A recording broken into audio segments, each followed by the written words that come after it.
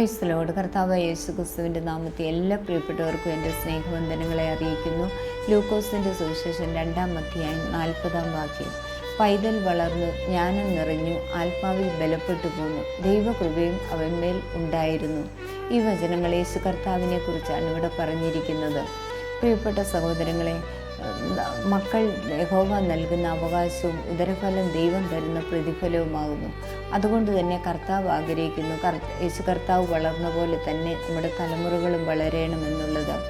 ഈ കാലഘട്ടത്തിൽ സാത്താൻ തലമുറകളെ ദൈവസന്നിധിയിൽ നിന്നും ദൈവിക വാഗ്ദത്തത്തിൽ ദർശനത്തിൽ നിന്നെല്ലാം അകറ്റി അവരുടെ നിത്യത നഷ്ടപ്പെടുത്തി ദൈവത്തിനും മാതാപിതാക്കൾക്കും പ്രയോജനമില്ലാതാക്കി അവരൊരുക്കിയ കെണിയിലും കുടുക്കിലും അകപ്പെടുത്തി അനേക കുഞ്ഞുങ്ങളെ ശത്രു തകർത്തു കളഞ്ഞു. അനേക കുഞ്ഞുങ്ങളെ ശത്രു തകർത്തുകൊണ്ടിരിക്കുന്നു. പ്രിയപ്പെട്ട സഹോദരങ്ങളെ, നശിച്ചുകൊണ്ടിരിക്കുന്ന തലമുറകൾക്ക് വേണ്ടി കരയുക, ഉപവസിക്കുക, ആത്മാവിൽ പോരാടി പ്രാർത്ഥിക്കുക. നീതിമാന്റെ അവകാശത്തിന്മേൽ ദുഷ്ടൻ്റെ ചെങ്കോലിരിക്കാൻ ദൈവം അനുവദിക്കത്തില്ല. കപടമില്ലാത്ത അധരങ്ങളിൽ നിഷ്കളങ്കമായ നേരോടുള്ള പ്രാർത്ഥന ദൈവത്തിന് വിടുവിക്കാതിരിക്കാൻ കഴിയത്തില്ല.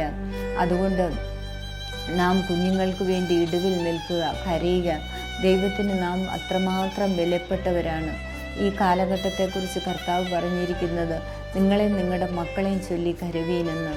ആ ഒരു കാലഘട്ടത്തിൽ കൂടിയാണ് നാം കടന്നു പോകുന്നത്. അതുകൊണ്ട് തലമുറകളെ ഓർത്ത് കരയുക. നമ്മുടെ കുഞ്ഞുങ്ങളെ ഓർത്ത് നാം കരയുകയും ഉപവസിക്കുകയും ചെയ്യുമ്പോൾ ദേശത്തുള്ള അനേക കുഞ്ഞുങ്ങൾ, അവരെ ഓർത്തും നമ്മൾ പ്രാർത്ഥിക്കാനും കരയാനും ബാധ്യസ്ഥരാണ്.